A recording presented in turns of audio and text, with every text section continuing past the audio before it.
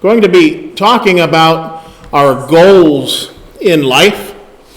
We'll be talking about the consequences of those goals, and I know that that's kind of a weird word to follow, goals. Maybe you think of the fruits or the outcome of your goals, but consequences may or may not in your mind have a negative connotation, but whether they're good or bad, there are consequences to the things that we do in life, and that leads to that price that we pay. In short, nothing is free. I have listed on the screen Ecclesiastes 9 at verse 10. And there, if you turn with me, Ecclesiastes 9 at verse 10 says, "Whatever your hand finds to do, do it with your might. For there is no work or device or knowledge or wisdom in the grave where you're going." So that kind of frames in, where our goals should be. And when we think about doing things with our might, we realize that we have to work hard in this life. Turn with me also to 1 Corinthians 6. 1 Corinthians chapter 6, and I'm going to read verse 12 and then verse 20. Now feel free to read the ensuing verses, the verses in between there, but we're just going to stick for our purposes here. 1 Corinthians 6, starting at verse 12. It says, "All things are lawful for me, but all things are not helpful. All things are lawful for me, but I will not be brought under the power of any." And then skipping just a few verses down to verse 20, "For you were bought at a price. Therefore glorify God in your body and in your spirit, which are God's." When we think about those things that are mentioned there in that verse, we have great liberty. We have liberty in this country to do things, to do just about anything that you want. And I struggle to think of something that you could not do in this country if you really wanted to. Now, all those things might not be helpful. Many things that you do might put you under the power of them. Drugs being one. Substances that you put in your body, you come under the power of them. The same thing can happen with our desires, of course, that we are then ruled by those desires. Something to be careful of. And for the Christian, for us to remember that we were bought at a price. There's a price that's been paid for the sins of all mankind. And we need to remember that. Keep that right in the forefront of our mind as we navigate through life, as we set our goals, so that the consequences will be good, so that we understand the price has been paid, and we balance or measure the price that we're willing to pay for the things that we place in our lives as goals. Turn also with me to Colossians chapter 3. Colossians chapter 3 at verse 23 says, "And whatever you do, do it heartily as to the Lord and not to men, knowing that from the Lord you will receive the reward of the inheritance, for you serve the Lord Christ." Now again, this being written to Christians, as we navigate through life, when we find something to do, we need to do it heartily. And we need to do it as though we were doing it to the Lord. Not just to please men, not just to make our neighbor happy or to make our boss happy, but doing it as though we were doing it to the Lord. And that should really start to solidify the idea of that work ethic that we're supposed to have, to work heartily for the Lord. These verses kind of remind us to be diligent, to be hard workers, to work as if we're working, again, for the Lord, which we are. And you kind of want to let that idea sink in a little bit, that we want to be hard workers and that we want to work as if we're working for the Lord, because we are. We are working for the Lord. So what are you doing for the Lord? If you go to your job, and let's say you work at a soap factory, and you go in there to make soap, and you decide, well, I think I'm going to make widgets instead. How is that going to go over with the boss? If you go in there and you're expected to do a certain job, and yet you do something else completely different, there's going to be a consequence to that thing. And likewise, as we work heartily as if for the Lord, as we understand we are working for the Lord. The Lord is the one that's going to give us the true everlasting reward for our labor. It's not going to be the paycheck that you get in this life that is going to carry you through eternity. It's not going to be the comfort of the things that you do and prepare for. I mean, if we prepare ourselves, and in times gone by, perhaps, we went out and cut down a tree and chopped it up and seasoned that wood so that come wintertime we were prepared and ready so that we'd have the comfort of that warmth in the wintertime, in the hard months of the year. And that diligence, no matter how much comfort that can bring us here on this earth, that's not the consequence that we're looking for. We're looking for that good consequence of that everlasting life. We are working for the Lord. It doesn't matter what you're doing in this physical life, you are working for the Lord. And you need to do that each and every day with that in your mind, that you're working for the Lord. Goals are good. We set goals. We might jot down at the beginning of the week. Maybe you'll go home tonight and jot down on a piece of paper or on your calendar, these are the things I'm going to do this week. And you have a plan in mind, and we have the goals of the things that we'd like to do. Maybe you have long-term goals. Over the period of your life, you're going to do certain things so that you have a certain outcome, Lord willing. And so goals are good. They help us to stay on track. The Lord has set forth a goal for his people, to seek after him, to be obedient, to continue in those ways through the rest of our lives.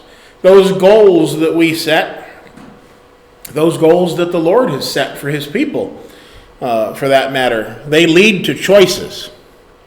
When you wake up any morning of the week, you have goals in mind for that day. And it's going to lead you to choices. You're going to make a choice whether or not you're going to do this or that. You made a choice this morning whether or not you were going to come to the services of the Lord's church. And well, if you're here, you did. Good job. Hopefully that leads you to a good consequence. Hopefully that leads you to a better understanding of the Scriptures at the very least, or at the very most. Here, it's a wonderful thing that we can take part in these acts of worship that are commanded by the Lord. We have kept up that end of the bargain here and now for this day. And that's a good thing. We've accomplished that goal. And as we go through life, we need to remember that all of those goals that we set, they do have consequences. There is a price that we will pay. Again, Christ paid the ultimate price, and we have that hope as Christians. But as we make our choices day to day, we might tack on an additional price for ourselves. And that's something to think about as we go through the rest of this lesson. So on the screen I have goals and consequences, and we're going to go through the goals first. I couldn't figure out how to format the slideshow to do goal then consequence. I decided to give up on that. So we're going to do goals first, and then we're going to go over the consequences. So perhaps a goal in your life is to get the big job. Perhaps to advance in your career, to advance to the point where maybe you have a little bit more ease in your life. And that's a good thing to aim for. As we grow and as we get older, it becomes necessary that we have prepared ourselves for the future. And that's something that, of course, is biblical, and God tells us that we need to prepare in those ways, but that should not be the focus of our lives. To get that big job is great, but where does that lead us from there? Does that big job mean that we now don't have the time to do the things that the Lord desires for us? Does it mean that we have to sacrifice some time with our children? Does it mean that we'll have provided a good paycheck and provided a good living and all the things for our family, but we won't be able to be there to help and guide them through the difficulties of adolescence and the teenage years? And then when they get older, then perhaps we won't have that bond that otherwise we might have. There's a consequence. There's a price that is paid for those things. Let's look at Proverbs chapter 23. Proverbs chapter 23, starting at verse 4, it says, "Do not overwork to be rich. Because of your own understanding, cease. Will you set your eyes on that which is not? For riches certainly make themselves wings. They fly away like an eagle toward heaven." No matter how much we can put in the bank, no matter how much we can accumulate as far as that comfort of physical wealth, it in the end is going to fly away. There is nothing that is permanent about such things. So when we make a goal to get the big job, that's great, but there has to be a limit. There has to be a place where we say, okay, I'm not willing to go that far and pay that price to receive that particular type of reward. We need to think about those things and think seriously about them. The real choices need to be made.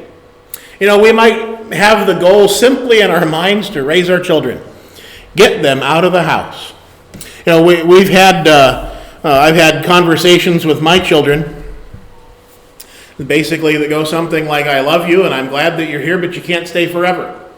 There comes that time where I want to have raised you, that you are able to move out into the world and that you can take care of yourself, and that you're able to navigate this world without your mother and I. That when we're long gone, they'll still be able to operate and be able to think their way through as Christians and to make the decisions that need to be made in their lives. That's a goal to raise our children. And if it's simply our goal to just raise our children, get them to the ripe old age of 18 and send them on their way, then we're kind of missing the mark there. Because simply just to feed and allow a child to grow in our midst is not simply enough. If we do that, there will be, of course, consequences to that lack of action, if you will. So let's go backwards in the book of Proverbs to chapter 10. Proverbs chapter 10, we go back a few verses to verse 1. Proverbs 10, verse 1 says, "The Proverbs of Solomon, a wise son makes a glad father, but a foolish son is the grief of his mother."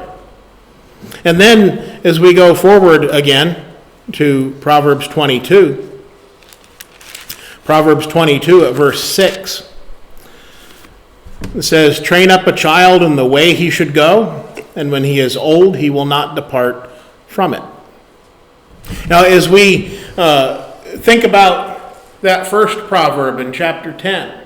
A foolish child bringing that dismay to his parents, bringing the shame to his parents, and the wondering why did this happen. Now, there's no guarantee. I'm fully aware that you can do everything right. You can raise up a child in the care and admonition of the Lord, and they might not follow that lead because they have their own free will. God, of course, created each and every one of us with our own free will. But if we train up a child in the way that he should go, when he is old, there's all the more chance that he's going to continue in that way if he's been trained up in the care and admonition of the Lord. Again, there are those wild cards. And, if you're sitting here today and you can think of examples where that didn't work, well, I admit that can fully be the case. But we need to raise our children with the idea that they're going to be faithful Christians. And that has a consequence. And most likely, all things working as they should, those consequences will be good. If we simply just raise them and just to get them old enough to get them out of the house, to just use them for whatever it may be, admittedly, when my children move out and I have to start doing dishes again, I'm going to miss them. But there has to come that time. And we have to raise our children to be able to do those things, to look forward to those good consequences of that raising of our children. Maybe our goal is to save money. Maybe that's one of our main goals in life. I was sitting in the midst of somebody just the other day, and they were talking about their job, and they said, just make the money. Just make the money, and fill up the bank account. And I know this person doesn't, that's not their whole goal in life. But the statement struck me because a lot of times we say things like that. And, we have the aspirations of saving enough money to retire and to take our ease and so on. And we can think about how that turned out in a biblical account, in a parable, of taking our ease after we've stored up everything in our barns and such. But let's look at Proverbs chapter 22, starting at verse 2. It says, "The rich and the poor have this in common. The Lord is the maker of them all. A prudent man foresees evil and hides himself, but the simple pass on and are punished. But humility and the fear of the Lord are riches and honor and life. Thorns and snares are in the way of the perverse. He who guards his soul will be far from them." And just a few moments ago, we read the following verse, training up a child. But as we realize that, riches and these things that we can build up physically in our lives, they have their place, but we need to be able to think beyond those things. And we need to be able to see where the evil can creep in as a result of these things. How many times has a person saved up their money to leave a huge inheritance to their children, only to have it squandered away on any number of things? I think of a young man that lives in my area, and I came to know of him because of my neighbor's son being friends with this guy. And this person is from a wealthy family, and he was given everything. His dad bought him a brand new BMW when he was in high school, and he promptly wrecked it. His dad went out and bought him another BMW, and he promptly wrecked that. And then after that, his dad said, "Well, you're on your own," which was the right thing to do. But he had given everything, and only to have that thing not be appreciated and to be squandered away in foolishness. And those are the things with our goals. We need to think about the end of those things. Is it really prudent to save up our money and give it away to people, to our children, and make their life easy to where they don't have any care in the world? We'll leave those decisions up to you. We have liberty to make those decisions. And again, you can do as you please. All things are lawful for me, but not all things are profitable. Things to think about.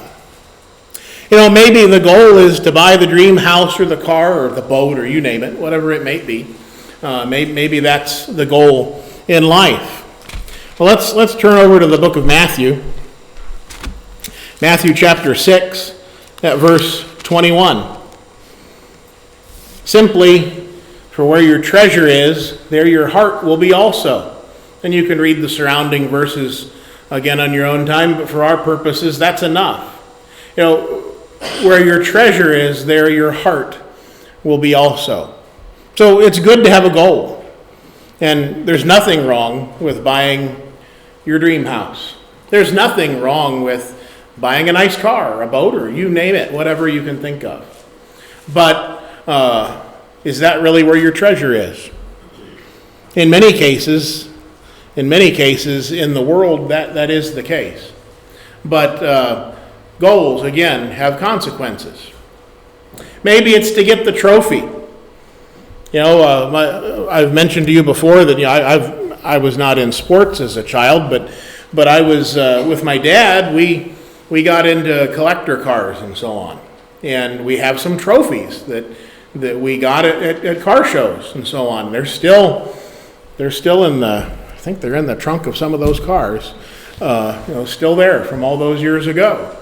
But you work hard for these things.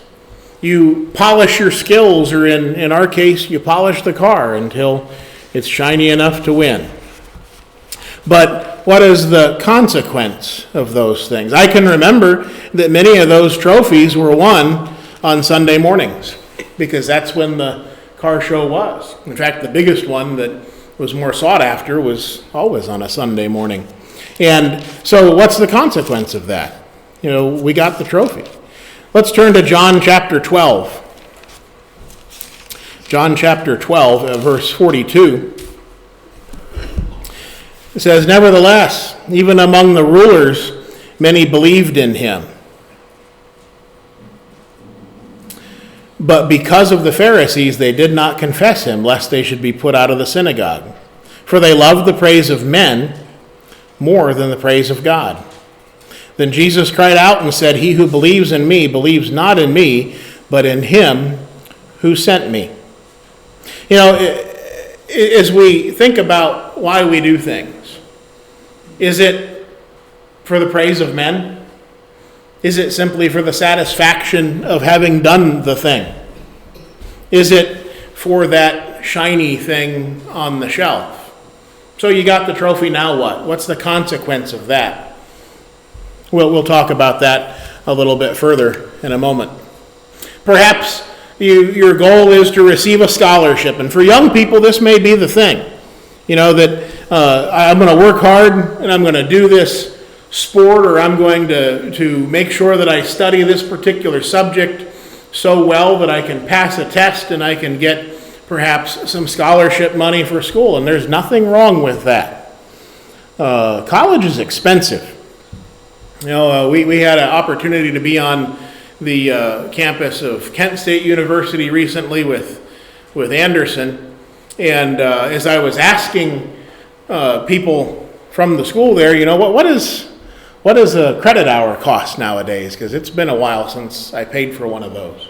And how much is college and so on, and getting differing answers. But the bottom line is it's expensive. And if you can do something to help that burden, that's wonderful to be able to do those things. But again, at what cost? At what cost are we working for such a thing. Let's go over to the book of Colossians for just a moment.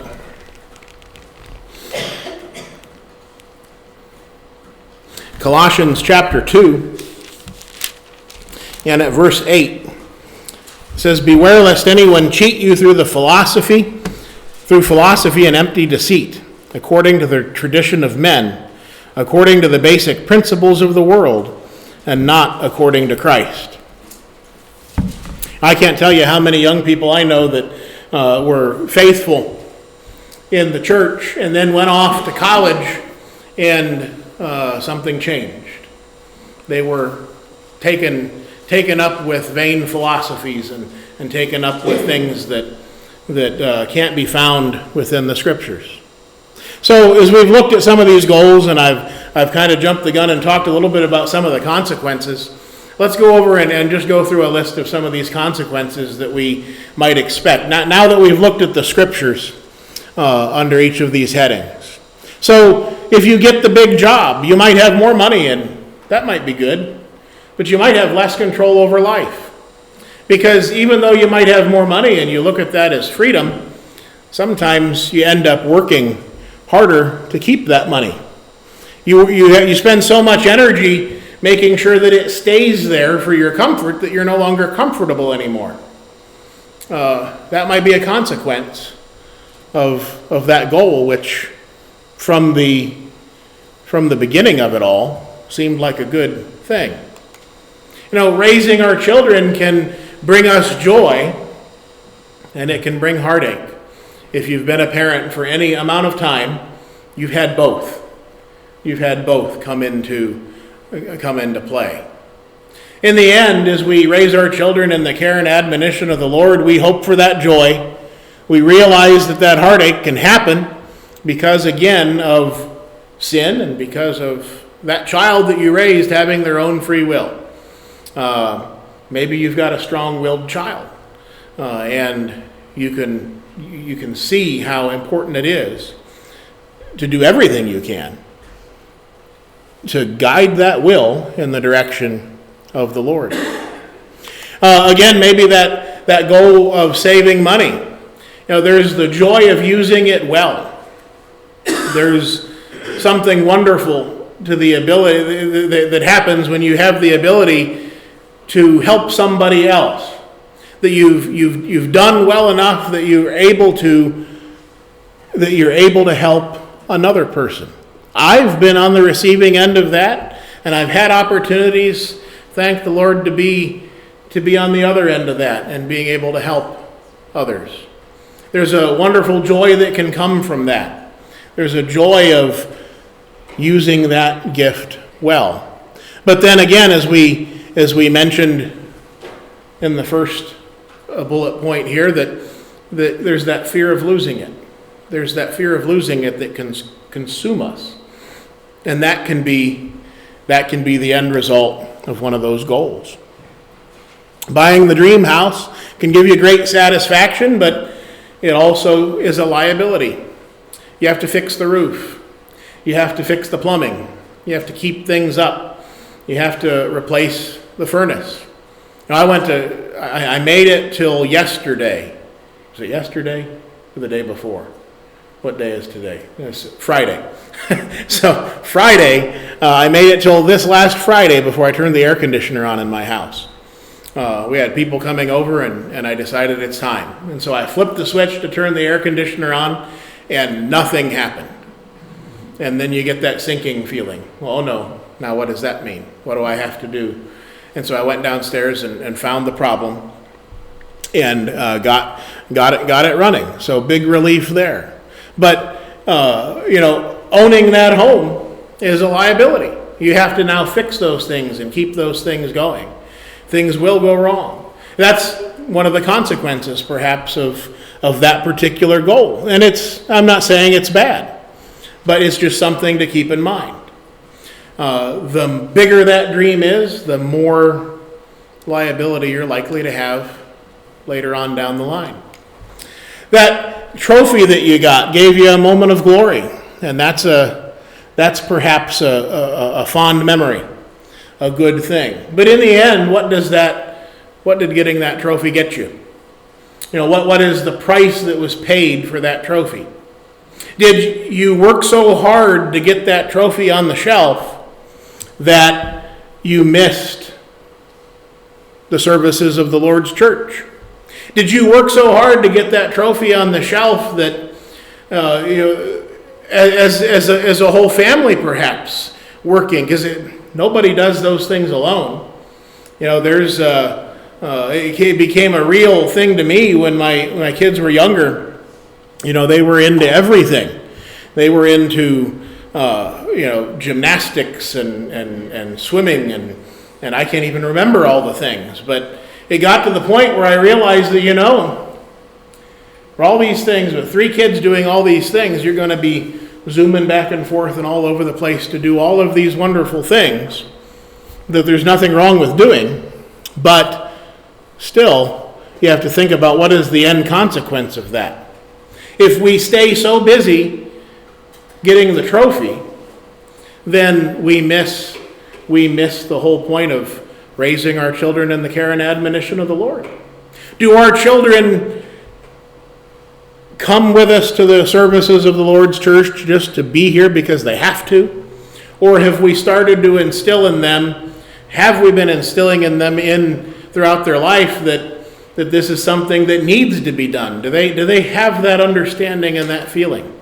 Sometimes we focus so much on the trophy that we forget to do those things. As it was mentioned in the Bible study time this morning, and I said at that time, I don't claim to have apprehended this completely, and I hope to get better at it as time goes on. But the idea of being a teacher is more than just telling people what to do or telling people information. It's having the ability to lead someone down a path to where they come to the knowledge of this information, where they come away with a working knowledge of this information. Having yourself here in a pew this morning is wonderful, but there's so much more to it. It's not just that ritual of being in your place on Sunday morning, but there's that, do you understand why you're here? I hope everybody here does. I hope you're here because you want to, because you love the Lord and you realize that this is the most important thing that you can do right here and right now, this day. That there's no trophy, that there's no amount of money, that there's no thing that can compare to what you're doing right here and right now because of your love for the Lord, because He loved you. Because that's why we do the things we do. As Christians, the reason we do the things we do is because of the Lord. Mentioning receiving the scholarship and young people, we have some among us, and there will be that push in your school to sign up for all of these scholarships and financial relief and do as much as you can. But realize what you can't do. Make a mental note, write it on your heart that what I can't do is sacrifice my eternal life for this reward of financial relief or whatever. If you're going, I can tell you, I know people that are in the sport of wrestling, and it gets pretty intense, and any of these sports do. But one of the things that is very difficult, I know faithful Christians that struggle with the how do I stay a faithful Christian and be at church services when I'm supposed to, and have my children to the sports game that has been scheduled on Sunday morning. How do I do that thing? And sometimes the answer is, well, you can't. A choice has to be made. And in the end, realizing what the Lord's purpose is in life, that His purpose isn't that we get all the trophies. It's not even that our life here on this earth is going to be easy. We talked about that this morning in the Bible study as well. But that we are with Him in heaven after this life is over. That we are obedient to Him. And so there will be hard choices. There will be some of those goals that we might have to scratch out, that we might have to cut in half and say, okay, maybe instead of the trophy, I'm just going to go for the satisfaction of playing when I can. Maybe instead of, surpassing the richest person you can think of, I don't even know who's the richest person on earth now, but whoever that is, and instead of aiming to surpass them, maybe we just need to aim for as much as we can do, and to do that to the glory of the Lord. And your life will be as comfortable as it can be. It will be enough. The Lord will give you enough. The things that you want may not necessarily be the things that you need. That's something we learn as we grow, especially as Christians. So having said all of these things, realizing that as we've said all of these things, nothing is free. So our salvation, while it is a free gift to those that are obedient, well, there's no work that you can do that can pay for your salvation. Realizing that a price has been paid. Jesus paid it all. As we go through our lives, being a faithful Christian is not free. We're going to have to sacrifice self in order to make it. You can't straddle the line, and you just can't feed all of the desires of our physical life and make it across the finish line in Christ. That's something that we each have to think of, and I'm not standing here and telling you what you can and can't do. Play the sport that you will, buy the house that you will, save as much money as you can. Do whatever it is that your heart sees fit to do, but just make sure that heart is attuned to the Lord, remembering that He paid it all. I'm not going to request a song, but if you look at page 488 in your hymnal, and you see the chorus of the song, Jesus Paid It All. Now, of course, Mike doesn't have to sing this, but just as we're closing things up here, just to say the words of this chorus: Jesus paid it all to Him I owe. Sin had left a crimson stain, He washed it white as snow. The person that wrote those words kind of had an understanding that Jesus paid it all, and all to Him I owe.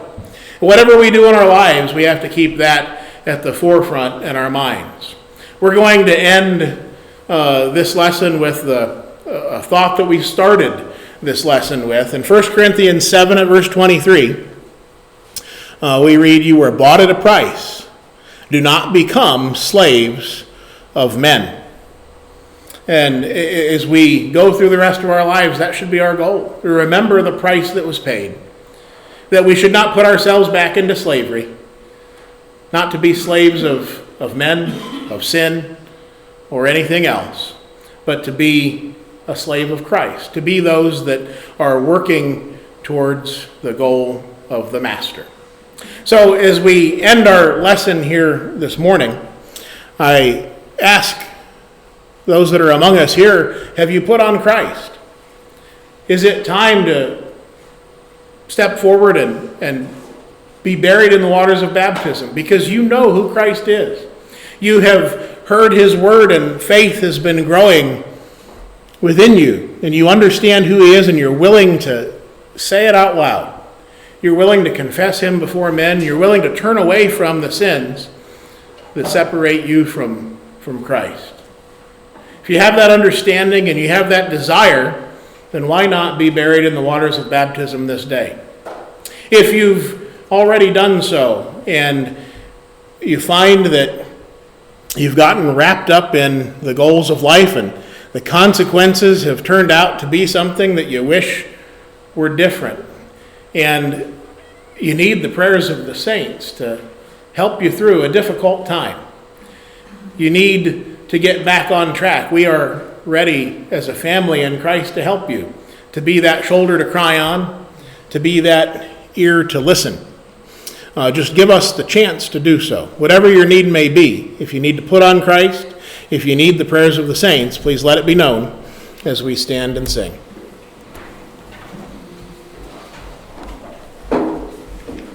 When Jesus comes to reward his servants, whether it be good or bad,